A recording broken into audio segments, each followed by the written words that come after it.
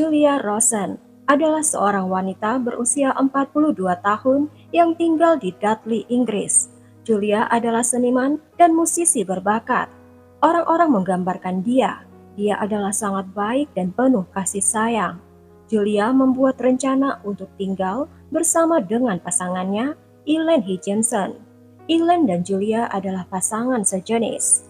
Pasangan ini sudah bersama hampir 20 tahun.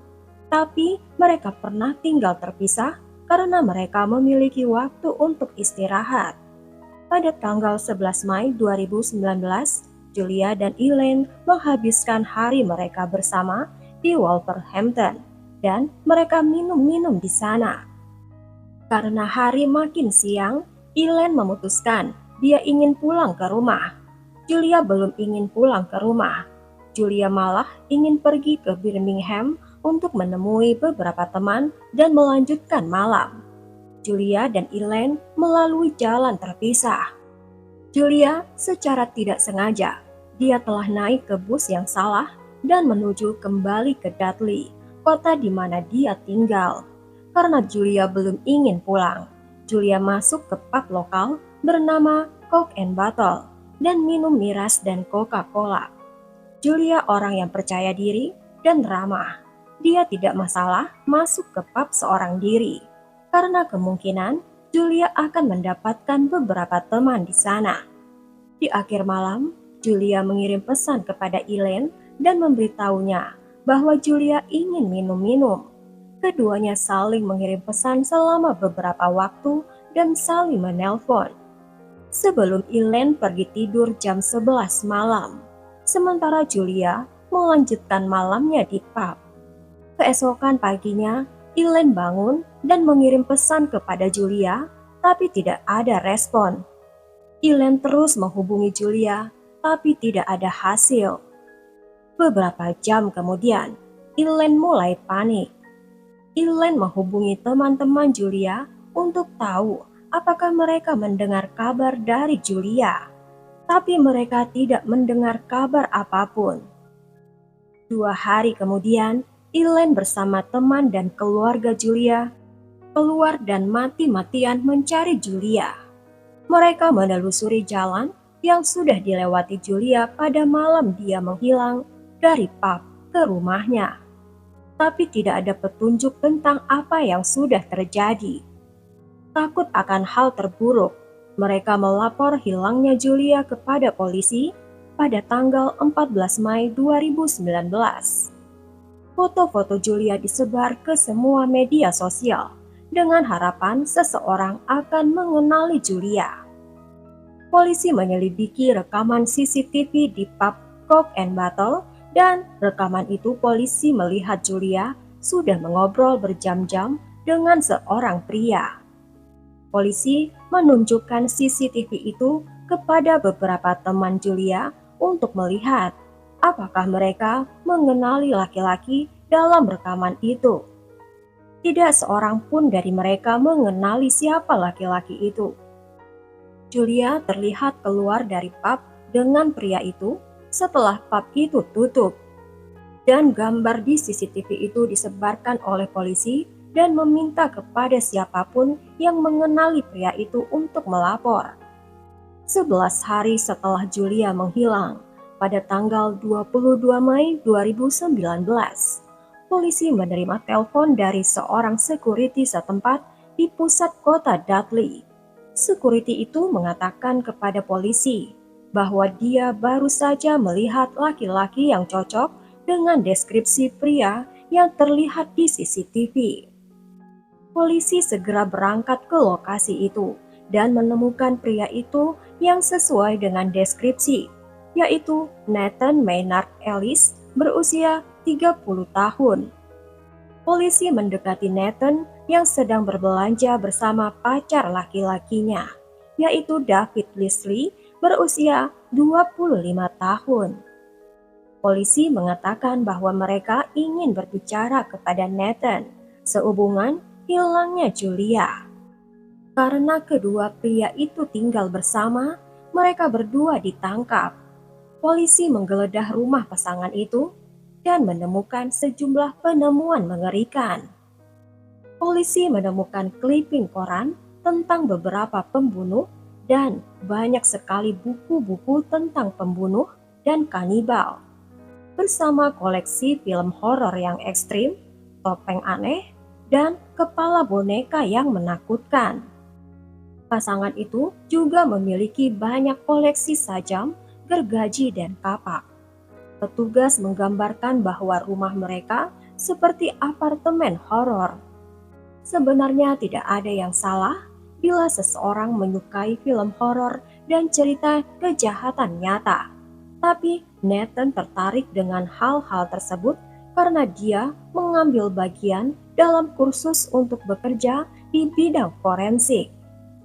Penyelidik segera memperoleh informasi yang menunjukkan ketertarikan pada horor dan kejahatan. Bisa jadi membuat seseorang menjadi jahat. Tapi tidak semua ya guys, tergantung orangnya.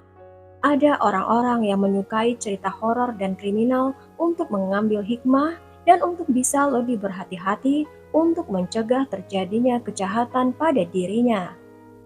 Orang yang mengenal Nathan melaporkan kepada polisi ketika Nathan sudah ditangkap. Mereka memberitahu polisi kalau Nathan mempunyai kecenderungan melakukan kekerasan. Nathan sudah menemui beberapa terapis mengenai pikiran gelapnya. Nathan memiliki fantasi menyakiti dan membunuh wanita. Nathan dikenal teman-temannya memiliki pikiran dan mental yang gelap. Ketika ditanya polisi, Nathan mengklaim dia tidak mengenal Julia. Kenyataannya polisi yakin pria di CCTV itu adalah Nathan. Di CCTV itu, Nathan memperlihatkan tatonya kepada Julia. Rekaman CCTV Nathan yang lain memperlihatkan pasangan Nathan dan David sedang berjalan bersama berkali-kali bolak-balik di dekat tepi sungai, membawa kantong plastik pada tanggal 12 dan 13 Mei 2019. Kedua pria itu tidak bisa menjelaskan mengapa mereka memiliki tas tersebut, dan mereka berjalan bolak-balik di tepi sungai. Polisi menjadi curiga, dan mereka mengirimkan tim untuk menggeledah sungai secara menyeluruh. Kemudian ditemukan lebih banyak lagi CCTV Nathan dan David yang menunjukkan kedua pria itu sedang membuang karpet tua dan sofa tua. Pada tanggal 16 Mei 2019, polisi berhasil mengambil karpet dan sofa itu, yang keduanya berlumuran darah. Pasangan itu memasang karpet baru di apartemen mereka. Karpet itu digulung dan diangkat, dan terlihat darah di papan lantai. Di dalam laci di samping tempat tidur Nathan, mereka menemukan sapu tangan yang bertuliskan nama panggilan Julia, yaitu Juju. Ibu Nathan memberitahu polisi dan mempersilahkan polisi mendatangi rumahnya untuk mencari petunjuk. Karena Nathan dan David sudah datang ke rumahnya baru-baru ini dan menggunakan tempat sampah di kebunnya. Di dalam tempat sampah itu tampak pakaian yang sudah dibakar. Api tidak membakar pakaian itu seluruhnya. Dan setelah diperiksa lebih dekat, penyelidik memperhatikan tampak seperti darah kering pada pakaian itu. Pakaian itu dibawa untuk diperiksa dan dipastikan bahwa darah itu cocok dengan DNA darah Julia. Dua orang saksi melapor setelah mereka mendengar kabar tentang hilangnya Julia. Saksi itu bekerja di kawasan industri di dekat kawasan hutan. Dia sedang beristirahat ketika dia memperhatikan dua laki-laki di dekat kawasan hutan, sedang membawa tas dan bertingkah aneh. Ketika dia menonton berita itu, dia menelpon polisi. karena mereka cocok dengan deskripsi. Polisi mulai menggeledah area hutan. Pada tanggal 12 Juni 2019, polisi mengumumkan bahwa mereka telah menemukan penemuan mengerikan. Sejumlah bagian tubuh Julia ditemukan terbungkus dalam kantong plastik terpisah dan telah dibuang secara terpisah berjarak beberapa meter. Berarti bagian tubuh di dalam tas di dalam rekaman CCTV dari Nathan dan David yang berjalan di tepi sungai. Tas itu tertutup rapat, sehingga lalat bahkan tidak tertarik pada baunya. Pada akhir Juni, seluruh bagian tubuh Julia ditemukan. Tubuhnya telah dibagi menjadi 11 bagian. Salah satu tas berisi kepala, dan lainnya berisi kaki, tangan, dan anggota badan lainnya. Beberapa tas ini dibuang tepat di belakang sebuah sekolah dasar. Tubuh Julia sudah sangat membusuk untuk bisa menentukan penyebab kematian. Yang dapat dilakukan polisi adalah melakukan pemindaian 3D pada jasad itu. Pemindaian ini dapat memberikan informasi. Pemindaian itu menunjukkan jasad Julia telah dipotong oleh dua orang berbeda. Nathan berpengalaman memotong tulang binatang, dan beberapa potongan tubuh Julia sepertinya dilakukan secara profesional, dan beberapa terlihat amatir. Ini menunjukkan David juga berperan dalam pembunuhan Julia. Dengan ditemukan jasad dan semua bukti yang mengarah kepada Nathan dan David merubah cerita mereka. Mereka mencoba memberitahu polisi kalau mereka tidak tahu siapa Julia, dan mereka mengklaim kalau Julia sudah meninggal dalam sebuah kecelakaan. Mereka bilang bahwa Julia sudah terpeleset di dalam plat mereka dan kepalanya terbentur. Nathan mengklaim bahwa begitu dia mencek nadi Julia dan mengetahui Julia sudah meninggal, Nathan mulai memisah-misahkan jasad Julia. Polisi tidak percaya dengan penjelasan ini. David mengakui perannya membuang jasad Julia, tapi dia tidak melakukan tindakan memisah-misahkan jasad Julia. Sidang tertunda beberapa kali. Sidang dilakukan pada tahun 2019 dan 2020. Selama sidang, pada tanggal 2 Agustus 2020, pembela memberikan pernyataan di mana Nathan mengaku membunuh Julia. Nathan mengklaim dia kembali ke flat bersama Julia.